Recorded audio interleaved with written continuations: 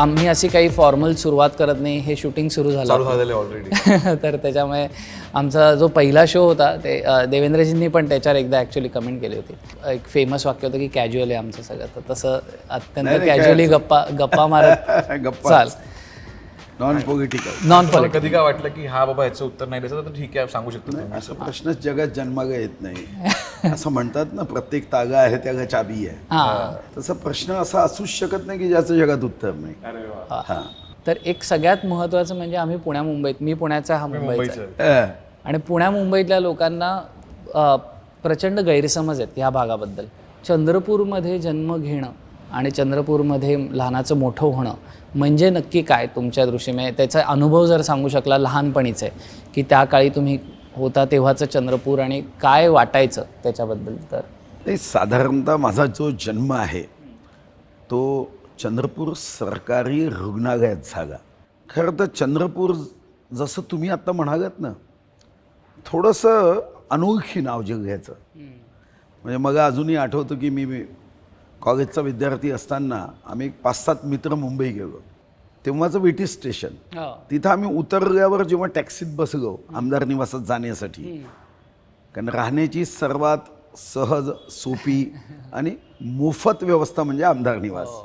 त्या विटी स्टेशनमधून जेव्हा उतरून आम्ही टॅक्सीमध्ये बसलो ना, तेव्हा तो टॅक्सीवाला म्हणाला कहाँ से आहे? म्हणजे म्हणतो चांदा से आहे. तेव्हा आमच्या गावाला साधारणतः चांदा, चंद्रपूर यापैकी चांदा प्रिफर चांदा म्हटलं जायचं. अच्छा ये मध्य प्रदेश में है. तेव्हा मात्र मनात एक निर्णय तेव्हा पक्का केला, आपलं नाव गावाचं पुढे गेलं पाहिजे.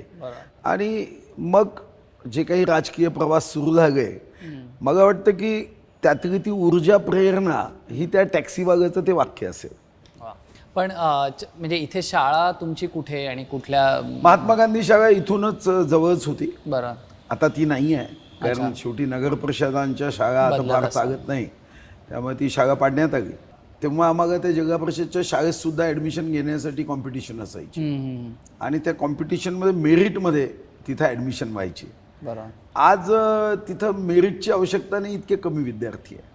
आमच्या इथे एक पुण्यात विनोद असतो, अर्ध वारजे हे विदर्भाने भरलेले असं म्हणून. तर आमच्या इथे खूप मुलं शिकायला येतात मुंबईकडे. तुम्हाला कधी असं म्हणजे तुम्ही, कारण तुमचं कॉलेजही इथेच झालं आहे बहुतेक, बरोबर? माझं कॉलेज चंद्रपूर, बरोबर. मी DBM वणीमध्ये केलं. बरोबर. तेव्हा अमरावती विद्यापीठ झालं होतं आणि DBMचा कोर्स तिथं होता, चंद्रपूर नव्हता. आणि लॉ मी नागपूर केलं. अच्छा. बॅचलर ऑफ जर्नलिझम मी नागपूर केलं. अच्छा. पण म्हणजे तुम्ही विदर्भातच शिकलाय शिक्षण हो, पण विदर्भातच शिकलाय. आपल्या मातीची ओढ आहे का इथे तेवढ्या चांगल्या सोयी आहेत आणि लोक तसं मानत नाही? नाही? मला व्यक्तिगत रीतीने वाटतं की महाविद्यालय म्हणजे एक आयुध आहे, इन्स्ट्रुमेंट आहे. वापरायचं कसं हे तुम्हाला ठरवायचं असतं. समजा उद्या मुंबई विद्यापीठामध्ये एखाद्या कॉलेजमध्ये शिकवायचं असेल तर सूर्य पूर्वेकडून उगवतो हेच ज्ञान आहे आणि भामरागडच्या कॉलेजमध्ये हेच ज्ञान आहे. तर ती फक्त सांगण्याची पद्धत आहे. आणि म्हणून मला वाटतं की महाविद्यालय हे इन्स्ट्रुमेंट आहे की ज्ञान प्राप्त करता करता जो मुलगा मुलगी स्वतःच्या परिवारासोबत हम साथ साथ आहे म्हणतो, तो जास्त ज्ञान घेतल्यानंतर हम आपके है कोण म्हणत असेल तर मग त्याही ज्ञानाचा एकदा कधीतरी विचार आपल्या सर्वांना करावा लागेल. आणि म्हणून स्वातंत्र्यवीर सावरकर जे म्हणायचे ना की देहाकडून देवाकडे जाताना देश लागतो आणि या देशाच्या समाजासाठी आपण काही देणं लागतो, हा भाव शिक्षणामध्ये असावा. तुम्ही विचार करा की आता होत नाही ते, पण आम्ही डब्बे खाताना तो म्हणायचा की माझ्या आईने आज हे केलं दे, माझ्या ताईने हे केलं. एकमेकाशी त्या पदार्थसुद्धा एकमेकाला दिलं जायचं. मला वाटतं की आता तो प्रसंग असेल काही ठिकाणी, पण तो प्रसंग आता कमी झाला. आणि म्हणून व्यक्तिगत रीतीने मला वाटतं की असं होऊ नये की थोडा शिकला की गाव सोडतो, जास्त शिकला की जिल्हा सोडतो, खूपच जास्त शिकला की देश सोडतो. असं होऊ नये एवढी काळजी घ्यावी लागते. मला एक प्रश्न असा आहे की इथे असताना इथले मित्र, इथलं जगणं म्हणजे लहान मूल म्हणून आपण जे बागडतो, काय खायला जाणं, खेळायला जाणं, एंटरटेनमेंट, एका वेगळ्या मनोरंजन स्वतःचं, ते चंद्रपूरमध्ये तुमच्या बालपणी काय होतं? म्हणजे नाही, तेव्हा तर जास्त मनोरंजन होतं. आज मनोरंजन सारे एकत्र येतात आणि शेवट हा मोबाईलच्या व्हॉट्सॲप किंवा यूट्यूबवर होतो. तेव्हा आमच्याकडे गडवणी नावाचा खेळाचा प्रकार होता, कबड्डी होती, आमच्याकडे तेव्हा खो खो होता, आमच्याकडे आम्ही जरी म्हणजे मुलं असलो तरी विविध खेळांच्या प्रकारामध्ये मैदानी खेळ असायचे. आज मैदानी खेळ तर कुठे दिसतच नाही. मग एकदा व्हॉट्सॲपवर एक सुंदर चित्र आलं की मार्क झुकेरबर्ग ज्यांनी त्याच्या कॉलेज जीवनामध्ये काही चुकीच्या गोष्टी करण्यासाठी फेसबुकचा जन्म आणि शोध केला, तो छानपैकी झोपग्यावर झाडाच्या खालती झोपगाय पुस्तक वाचतोय आणि आमचे भारतीय 5-6 मुलं फेसबुकवर मोबाईल घेऊन काम करताय. तर मला वाटतं की आत्ता सारे खेळांचे मनोरंजनाचे प्रकार थांबलेत मोबाईलमध्ये. पण आमच्या लहानपणी इतके प्रकार होते, म्हणजे आम्ही रेस्ट्रिप करायचो. आता या रेस्ट्रिपमध्ये सेफ व्हायसाठी आम्ही काय करायचो, म्हणजे तेव्हाही आम्ही 1-2 जे मित्र असायचो एकमेकाशी ठरवून घ्यायचं की तू मग पहिले रेश करायची नाही रेस्ट्रिपमध्ये आणि तू करायचं नाही. त्यामुळे आम्ही कधी आऊटच होत नव्हतो, कारण पहिल्यांदाच असं ठरलं असायचं की ते आमच्या सोबतचे, आमचा पहिलंच एमओयू होऊन जायचं. अशा काही गोष्टी आयुष्यामध्ये आनंद देणाऱ्या असायच्या आणि तो आनंद हा चिरकाल टिकणार आहे. एक तुमच्या बोलण्यात मला एक काय जाणवतं की तुमच्या कॉलेजचा जो वेळ होता त्याच्यामध्ये मित्रपरिवार खूप तुमचे महत्वाचे आहेत. म्हणजे आपण म्हणजे हे कसं म्हणतो की आम्ही पण जेव्हा शिकत होतो तर आम्ही म्हणतो की टीचर्स कधीच इम्पॉर्टंट नव्हते, जे मित्र आहेत ते शिकवतात एकमेकांना. तर तुमचं असं फ्रेंड सर्कल स्ट्रॉंग होतं त्यावेळी? नाही, माझा मित्रपरिवार मोठाच होता. म्हणजे या वार्डात राहणाराही मित्रपरिवार खूप मोठा होता. आम्ही गणेशोत्सव करायचो, रात्रभर गणपतीच्या समोर चादरी टाकून झोपायचो. मच्छर चावले तरी तेव्हा काहीच वाटत नव्हतं. आता एक मच्छर चावला तरी नाना पाटेकरचा डायलॉग. त्यामुळे तेव्हा तर आम्ही तिथं म्हणजे आज कधी कधी त्या गोष्टी आठवल्यात तर आणि खेळायचो. रात्री इतक्या गमती जमती करायच्या. मग रात्री एखादा मित्र झोपून असला तर मग काहीतरी त्याला बांधायचं, अशा विविध गोष्टी करायचे. आणि तेव्हा एक होतं, तेव्हा मगच शेंगा खूप आवडायच्या मुंगफल्लीच्या, आणि रस्त्यावर ते भाजायचे. तर आम्ही 2-2 किलो शेंगा अशा वर्तमानपत्राच्या कागदावर आणून ठेवायचो आणि 1-1 तास आम्ही शेंगा खात राहायचो. पण पहाटे 5 वाजेपर्यंत गणपती उत्सवामध्ये बाहेर झोपायचं, गणपतीच्या समोर झोपायचं आणि 5 वाजता मग चोर पावगानी घरी यायचं. मी परवाच माझा एक वर्गमित्र आला होता जुना, मी त्याला परवाच म्हणालो, तो त्याच्या परिवारासोबत आला. आता या मध्ये आपल्याला पुन्हा जास्त आठवणी येतात. तर तेव्हा मी त्याला म्हणतो की आपण 23 तारखेनंतर एक चांगलं गेट टुगेदर करू.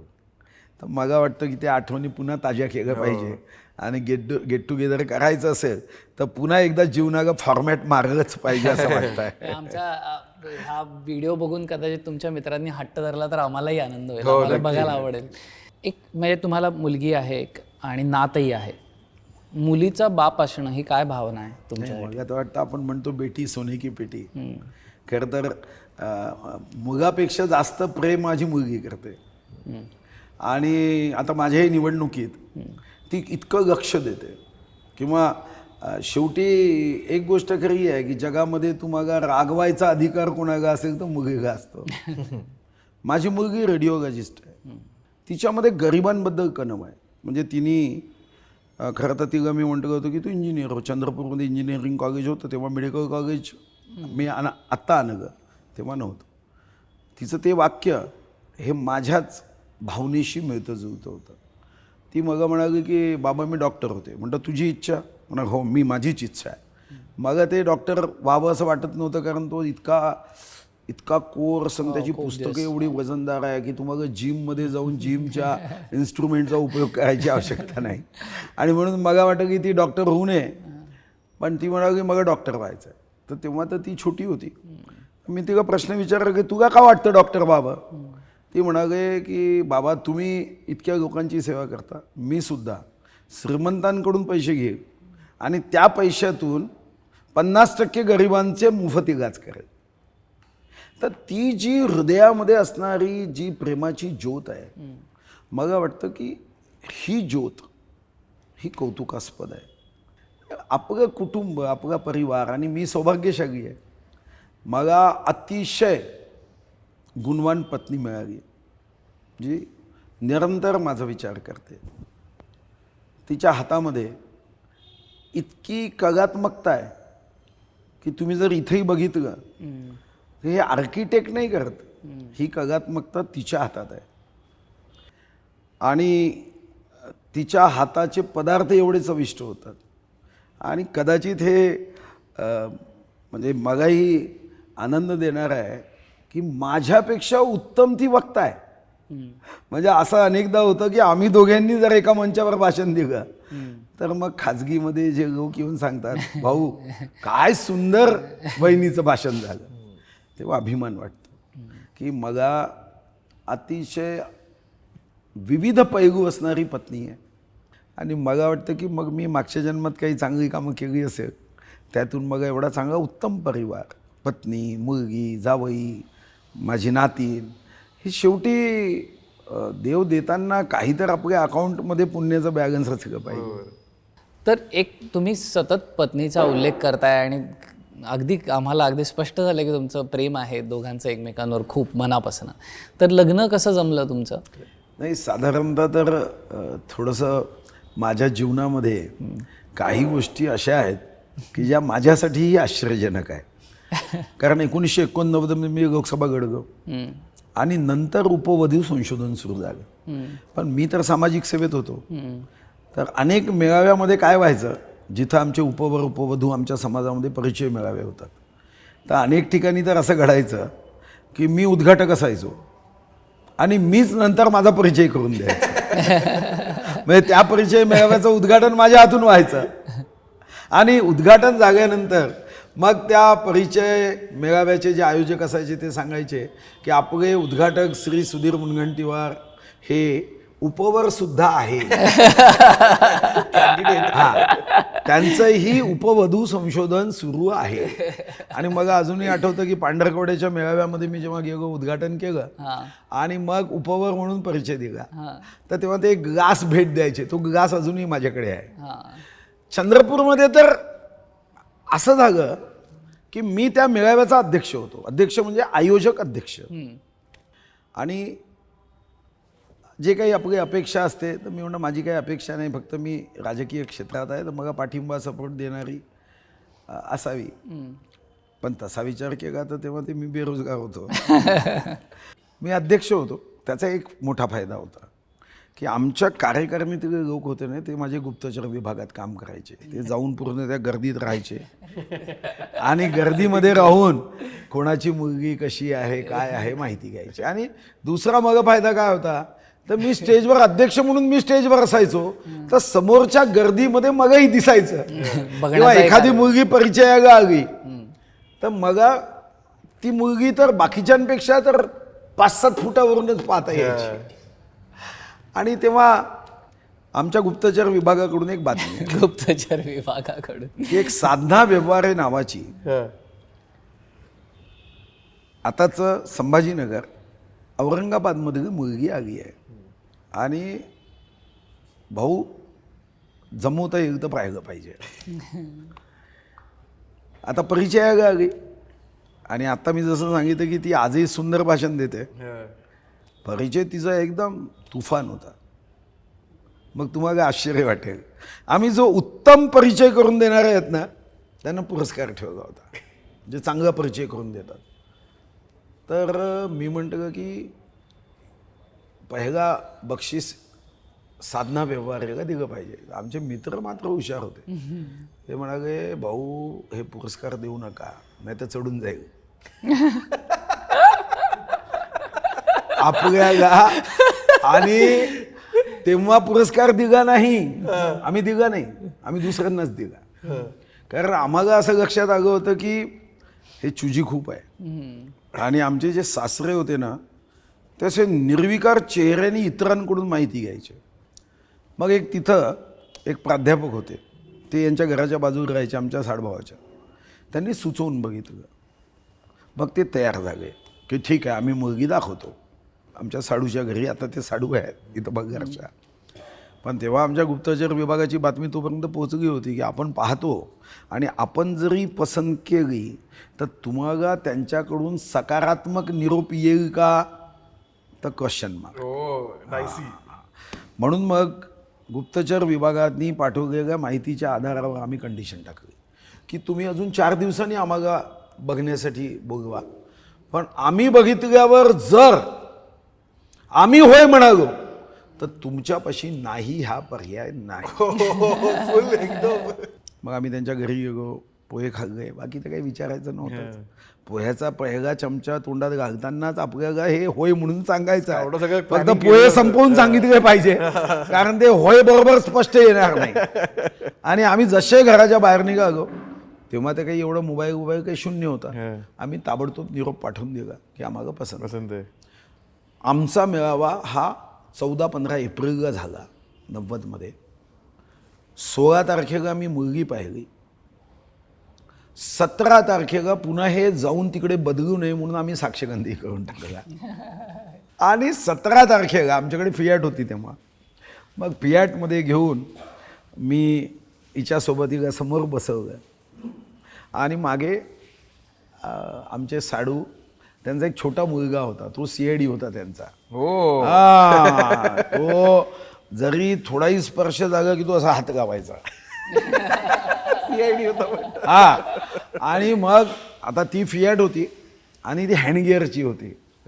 तर तेव्हा ते फियाट चालवताना हँडगिअर बदलवताना अनेकदा आपोआपच स्पर्श व्हायचा ना. आता तो आपोआप होता की मुद्दाम होता भाग अलग आहे, पण तो आपल्या मागून असा हात गावायचा. आणि पहा कसं असतं. त्याच्यानंतर मला अजूनही आठवतं की आम्ही चित्रपट बघायला गेलो. माझा जो सागा आहे तो बरोबर येऊन मधात बसायचा आणि मधात बसला नाही तरी बाजूला बसायचा माझ्या. पण लग्न झाल्यानंतर पण पिक्चर पाहायला आम्ही जायचो. हा, लग्न झाल्यावर नाही. लग्न झाल्यावर तर अधिकृत काय तो तर अधिकृत AB फॉर्म आहे आपण. आणि म्हणून मग तो विषय नाही आला. पण हे खरं आहे की एक चांगली जीवनसंगिनी प्राप्त झाली. स्वतः अध्यक्ष परिचय मेळाव्याचा राहिल्याचे काही फायदे झाले. आणि गुप्तचर विभाग जो असायचा त्यांच्या इन्फॉर्मेशन इनपुटचाही मोठा फायदा. मित्रपरिवार. हा, कारण यांनी असं तेव्हा आमच्या कानावर यायचं की हे दाखवतात आणि मग मात्र नाकारतात. म्हणून आपण कंडिशन अप्लाय केली. हा, पक्षात ये पण तिकीट पक्की पाहिजे. माझ्या मताने पक्षाच्या वाटाघाटी करायला युतीच्या वेळेस तुम्हाला पाठवायला पाहिजे. आता हे ऐकून तर असं वाटतं की सगळ्या माहिती काढून बरोबर सगळे नियम लावून. नाही, पण खूपच महत्त्वाचा किस्सा सांगितला, आमच्याबरोबर शेअर केला, त्यामुळे मनापासून आभार. त्यासाठी सुरू आहे आपले सगळे रेकॉर्डिंग आहेत. ओके, तर आपण जरा हलक्या प्रश्नांकडूयात. कॉफी पण आलेलीच आहे, तर त्यामुळे आम्हाला एक असं कळलं की तुम्ही खवय्ये आहात, म्हणजे फूडी आहात, अत्यंत खाण्यापिण्यावर प्रेम आहे. तर खायला आवडतं तर काय, म्हणजे खास करून तुम्ही माझा जर 5 वर्षापूर्वीचा फोटो पाहिला किंवा 10 वर्षाच्या पूर्वीचा तर खवय्या आहे त्या फोटोवरूनच लक्षात येतं. आता मी जरा वजन कमी केलं, म्हणजे या 5 वर्षामध्ये 10 किलोचं वजन कमी केलं. मग खूप आवडतं खाणं. हा, आणि त्याच्यात तर बटाटे आणि बटाट्याचे पदार्थ जास्त आवडतात. तेच आम्ही कुठेतरी ऐकलं. म्हणजे मी 1995 पहिल्यांदा जेव्हा निवडून आलो तर पहिल्यांदा एका गावामध्ये जेवण्याचा कार्यक्रम होता आणि आम्ही छानपैकी खालती बसलो. ताटामध्ये एक वाटी आणि त्याच्यामध्ये एकदम अशी तर्री. तर मला पहिल्यांदा त्या फोडीला हात गावला तर पहिलं बटाट्याची फोड आहे असं वाटलं. जशी ती फोड काढली तर थोडं म्हणजे बटाट्यासारखं वाटत नाही, म्हणून मी सहज त्याला विचारलं, हे काय, कशाची भाजी आहे? तो ना ग, हे चिकन आहे. म्हणजे त्या दिवशी बाटता वाचलं. पण नंतर माझ्या मतदारसंघात लोकांना एक गोष्ट लक्षात आली की भाऊला राखेमध्ये भाजलेले बटाटे खूप आवडतात. तंदूर टाईप थोडे. नाही, ते ह्याच्यावर गरम राखेतलं नाही. अरे आम्ही जेव्हा आपण आग पेटवतो निखारेवर टाकायचा. राख. मग राख तयार झाल्यावर ती पद्धत आहे बटाटा भाजण्याची अच्छा. की त्या राखेमध्ये बटाटे झाकून देतात आणि त्याच्यानंतर त्याच्यावर मग थोडेसे निकारे ठेवतात, म्हणजे त्या बटाट्याला डाग लागत नाही, पण बटाटा छानपैकी शिजतो. शहरात कोणाच्या घरी गेलो, तुम्हाला भेटायला कोणीतरी आलंय. ये ये ये ये ये ये ये यार तिकडे कुठे चालले? तुला यायचं इकडे? ये इकडे. ए, नाना ग किशू कोण देणार? चिव. नाना छान की आई छान? अरे बाबा. खरं सांग, नाना छान की आई छान? बरं एक किशू देऊन दे. बोल ताई? बरं vote for vote for vote for माझा प्रचाराचा सर्वात लहान माझा कार्यकर्ता आहे. Vote for.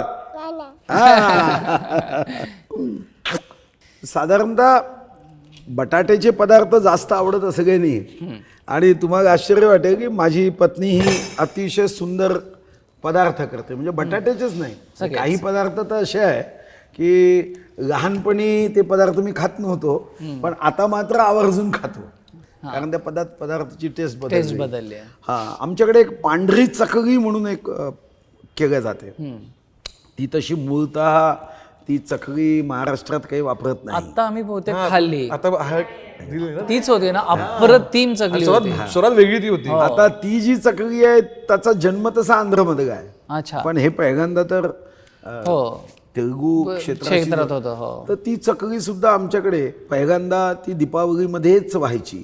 आता ठीक आहे, आता जेव्हा खायची इच्छा झाली तेव्हा आयते नावाचा पदार्थ आहे. कुठला? आयत त्याचं नावच आयत आहे. आयतं. तर ते आयत सुद्धा हा आमच्याकडचा एक चांगला पदार्थ आहे. 2-3 प्रकारे केले जातात ते. ज्वारीच्या पिठापासून केलं जातं, तांदळाच्या पिठापासून केलं जातं, काही मिक्स पिठातून, पण मग सर्वसाधारणपणे ज्वारी आणि तांदळाच्या पिठापासून केलेले ते स्वादिष्ट आहे, ते आवडतात. आयतं म्हणजे कसं म्हणजे त्याचं काय हे डोस्यासारखं? त्याच्यामध्ये हा डोस्यासारखाचा पदार्थ आहे, पण डोसा एकदमच पातळ होतो, हा थोडा जाड असतो. 2 डोस्याचा एक आयतं असं.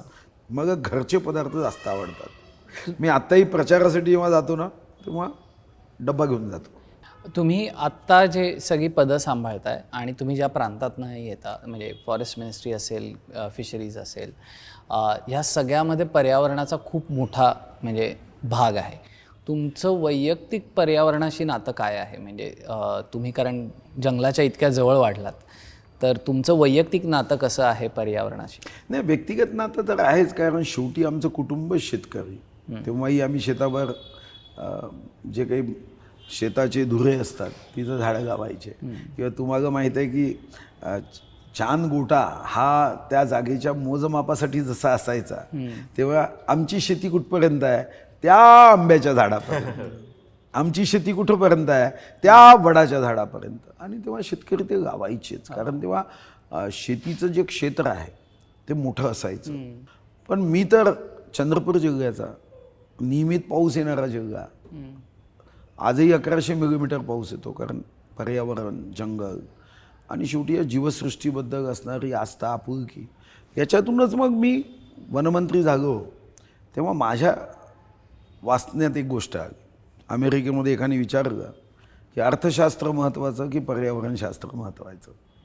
त्यांनी फार चांगलं उदाहरण दिलं. तो म्हणाला, असं करा, जेव्हा तुम्ही डॉलर मोजाल ना तेव्हा नाक बंद करून टाका, म्हणजे तुमच्या लक्षात येईल की अर्थशास्त्र महत्त्वाचं आहे की पर्यावरणशास्त्र महत्त्वाचं. आणि मला म्हणून वाटतं की जीवनामध्ये वन नसेल तर जीवन अपूर्ण आहे. पण महाराष्ट्रात किंवा भारतात कचऱ्याची समस्या खूप वाढत चालली आहे.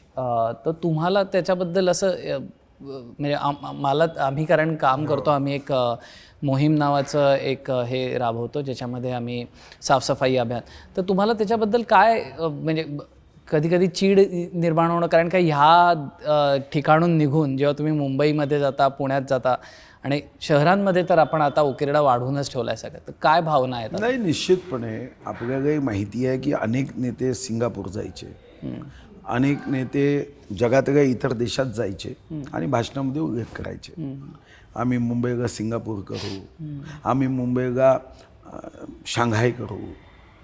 मग त्यांच्याबद्दल चीड यायची की मुंबईला सिंगापूर का करता. त्यापेक्षा माझी मुंबई सुंदर स्वच्छ करण्याच्या दृष्टीने प्रयत्न करणं. तसं आपली जी काही नागरिक शास्त्राची एकूणच व्यवस्था आहे, 600 मार्कापैकी 25 मार्क फक्त नागरिक शास्त्र शिकवण्यामध्ये आहे. पुढचा प्रश्न तोच होता की नागरिक शास्त्राला महत्त्व फार कमी आहे. हो, मग म्हणूनच म्हणतो का ना, आता ते वाढवावं लागेल. मधात मी राज्याच्या एका बैठकीत शिक्षण विभागाला हीच विनंती केली की बदलत्या परिस्थितीनुसार शिक्षण, त्याचं सिलेबस, पर्यावरणाचं महत्त्व अधोरेखांकित करणे, नागरिक शास्त्राचं महत्त्व अधोरेखांकित करणे, या गोष्टी आता शिक्षण पद्धतीमध्ये बदल करण्याची अतिशय जास्त आवश्यकता आहे. मग आठवतं की एकदा मी मथुरा वृंदावनमध्ये गेलो, तर एका गोऱ्या माणसाचा परिचय मगा तिच्या आमच्या कार्यकर्त्यांनी करून दिला आणि सांगितलं तो अब्जोपती म्हणजे समजा त्यांनी या जन्मात त्याचे पैसे बसून मोजायचा विचार केला तर त्याला 5 जन्म लागतील एवढा अब्जोपती. धन सोडून दिलं आणि तो आगा हरे राम हरे कृष्ण म्हणत. तर कधी कधी मग माझ्या मनासमोर प्रश्न पडतो की भारतीय संस्कृतीची महानता इतकी असताना आमची अवस्था त्या कस्तुरी मृगासारखी झाली आहे का की बिंबीमध्ये कस्तुरी आहे आणि कस्तुरीच्या दिशेने आम्ही धावत निघालो. की भारतीयत्व हे आम्हाला इम्पोर्ट करावं लागतं का की आमच्या देशातलं ज्ञान इतर देशांनी घ्यायचं आणि त्या देशांनी तेच ज्ञान मग तुम्हाला विकायचं. म्हणजे इम्पोर्टेड भारतीयत्व घेण्याच्या ऐवजी आमचं मूळ भारतीयत्व. तर पहिलं काम काय करावं लागतं की आमच्या भारतीय शिक्षण पद्धतीमध्ये हे आम्हाला सांगावं लागेल की आम्ही महान होतो आणि ती क्षमता आजही आमच्यामध्ये आहे. परवाच मी राजगडला गेलो होतो आणि तुम्ही म्हटलं तसंच परदेशी पाहुणे आले होते, तर त्याच्यामुळे त्यांना घेऊन गेलो होतो आणि ते खूप भारावून गेले होते सगळं बघून की अशी युद्ध इथं झाली, हे आहे. पण रस्त्याच्या कडेला सगळीकडे ते चिप्सचं पाकिट, ह्याचं पाकिट, तर हे माझ्या मागनं कोणीतरी उचलेल अशी एक प्रवृत्ती असते. तर ती घालवण्यासाठी काहीतरी शाळांमध्ये शिकवण झाली पाहिजे असं. नक्कीच झाली.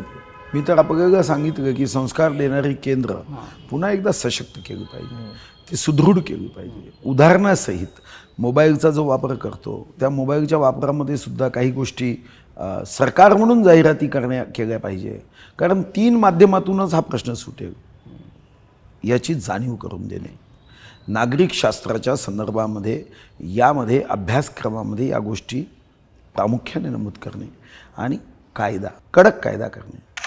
कधी कॉलेज जीवनात किंवा कधी स्वतः स्वयंपाक बनवलाय? तेव्हा मी केला, पण स्वयंपाकामध्ये सर्व पदार्थ मी केले नाही. पण चिवडा, बटाटे पोहे, मी चॉकलेट करायचो. हा, दुधाला नासवून तेव्हा चॉकलेट, आपण जे पार्लेचे चॉकलेट करतो की नाही तसे चॉकलेट मी करायचो. त्याच्यात सहट टाकणं आणि त्याला व्यवस्थित त्याची ती हे करणं आणि तेव्हा मग ते आवडायचं. खवा घोटणं आवडायचं. मी लहानपणी खूपदा खवा घोटला घरच्यासाठी, कारण तेव्हा घरी गुलाबजाम तयार व्हायचे. आता किचनमध्ये प्रवास जवळपास संपलेला आहे. पण आम्हाला काही लोकांनी सांगितलं मी रेसिपी पण मागून घेता कुठे गेलात तर. मी जेव्हा ही गाडीत किंवा कुठं असतो तेव्हा मी 2-3 गोष्टी नेहमी करतो. ते म्हणजे मी यूट्यूबवर जाऊन रेसिपी काढतो, पत्नीच्या व्हॉट्सॲपवर पाठवतो. आत्ताही पाठवतो. मी भाजी बाजारात जात होतो. मी मागा, म्हणजे हा अहंकार नाही, पण मला वाटतं की स्पर्धा घेतली तर सर्वात चांगली भाजी आणण्याची जर स्पर्धा बाजारामध्ये गेल्यावर माझं पहिलं काम असायचं पूर्ण बाजार असा फिरून घ्यायचा, मग ग्रेडिंग करायचं की सर्वात चांगली भाजी कोणती, ताजी भाजी कोणती. आणि आत्ताही मी गाडीतून जात असताना, गावांमध्ये जाताना जर माझी नजर एखाद्या भाजीवर गेली तर मी ड्रायव्हरनी थांबवल्यावर मी सभा करतो आणि ड्रायव्हरला भाजी आणायला पाठवतो. आणि भाजीचे विविध प्रकार खाण्याची आवड आहे. काटवगापासून तर मटागूपर्यंत विविध गोष्टी. शिंगाड्याचे विविध प्रकार, बांबू कंद याची आमच्याकडे भाजी केली जाते. बांबूच्या कंदाची, कारण त्याची एक प्रोसेस आहे.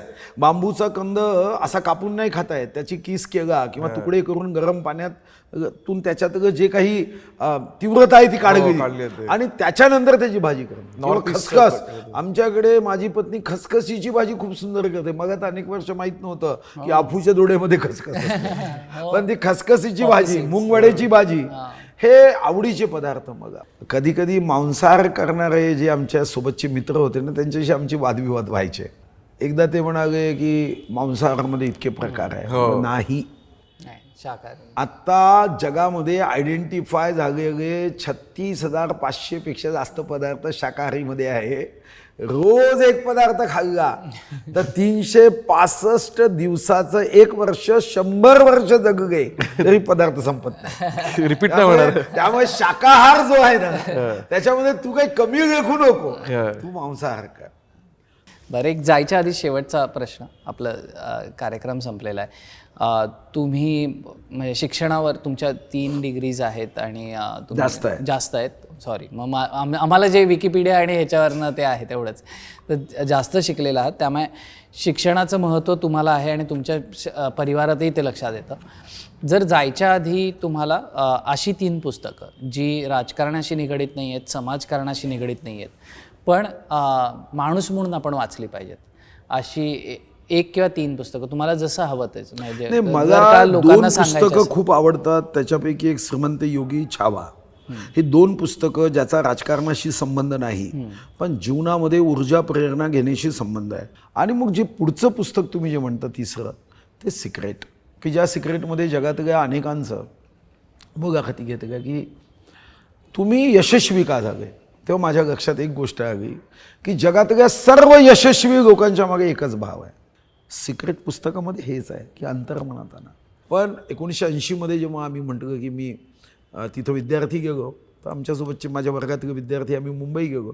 आम्ही आकाशवाणी आमदार निवासात जेव्हा पहिलं जायचो तेव्हा त्या गाड्या जायच्या. तेव्हा माहीत नाही, मी सहज म्हटलं की एक दिवस येईल की तुम्ही सर्वजण माझ्यासोबत दिव्याच्या गाडीत बसून हे रस्त्यावरून जाल. 80 म्हटलं, 99 ते पूर्ण झालं. आमच्या त्या मित्रांनी 4थ्या वर्गात काय केलं माहीत आहे, जेव्हा मी पहिल्यांदा इथं सत्कारासाठी आलो ना तेव्हा त्या पायऱ्या सजवल्या आणि मग त्या पायऱ्यांवर नेऊन बसवल्या. आणि आजही माझ्याकडे पत्र आहे की माझा तो 80चा मित्र त्यांनी 99 पत्र लिहिलं की राजू असं कधी होऊ शकतं, त्याच्यावर विश्वास बसत नाही. तर मला व्यक्तिगत रीतीने वाटतं की जेव्हा तुम्ही अंतर्मनात एखादी गोष्ट टाकता जी सिक्रेटमध्ये आहे, तेव्हा निसर्ग आणि जी काही आदिशक्ती आहे ती तुम्हाला तथास्तू म्हणत असावी असा माझा पक्का दृढ समज आहे. आणि म्हणून मला हे आवडणारं 3रं पुस्तक. शिक्षक जेव्हा शिकवायचे ना तर आम्हाला एक कथा सांगायची सिकंदरची. म्हणाले सिकंदरांनी जग जिंकलं, पण जेव्हा तो आता मृत्यूपंथा लागला तेव्हा त्यांनी आपल्या प्रधानजीला सांगितलं, प्रधानजी जेव्हा काही माझी अंत्ययात्रा निघेल तेव्हा लोकांना संदेश द्या, मी जग जिंकणारा सिकंदर. हा त्या शवपेटीतून त्याचे हात बाहेर काढा आणि सांगा रिकाम्या हाताने चालला आहे. हम खाली हात आते है, खाली हात जाते है. हे तेव्हा शिक्षकांनी गोष्ट सांगितली. पण भारतीय संस्कृतीच्या कसोटीवर ही अर्ध सत्य कथा आहे. हे खरं आहे की शरीर खाली हात आता है, शरीर खाली हात जाता है, आत्मा कभी खाली नहीं आती. आत्मा पूर्व जन्म के संस्कार कर्म ज्ञान लेके आती है. आणि म्हणूनच मग विचार येतो की 15व्या वर्षी छत्रपती शिवाजी महाराज कसा काय तोरणं जिंकू शकतो. इथं तर 15व्या वर्षी पॅन्ट बरोबर ढिगा जागा तर पकडता येत नाही. ज्ञानेश्वर इतक्या कमी वयामध्ये आपल्या जीवनात जगाचं सारं ज्ञान कसा देऊ शकतो. शकुंतला देवी संगणकापेक्षा जास्त वेगाने कशी काय उत्तर देऊ शकते. हे अनेक उदाहरणं पाहिल्यावर मला भारतीय संस्कृतीच्या या ज्ञानावर विश्वास जागा की आत्मा मरता नाही, कटता नाही, जगता नाही.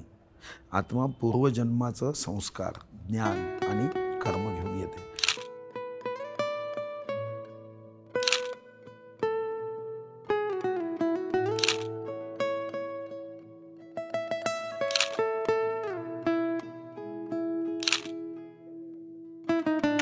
आणि माझ्या परिवाराने माझ्यावर इतकं प्रेम केलं आहे की देवापाशी पुन्हा हीच प्रार्थना आहे की हीच पत्नी, हीच मुलगी, हाच जावई, हीच नातीन ही मग प्राप्त व्हावी. आणि हा पी फॉर परिवार हा माझ्या दृष्टीने मला वाटतं की जास्त महत्त्वाचा आहे. एफ फॉर फायनान्स महत्त्वाचा असेल, पण त्यापेक्षा 1000 पट एफ फॉर फॅमिली महत्त्वाची आहे आणि एफ फॉर फॉरेस्ट महत्त्वाचं आहे. थँक्यू. खूप चांगल्या नोटवर संपवल्याबद्दल मनापासून आभार तुमचे.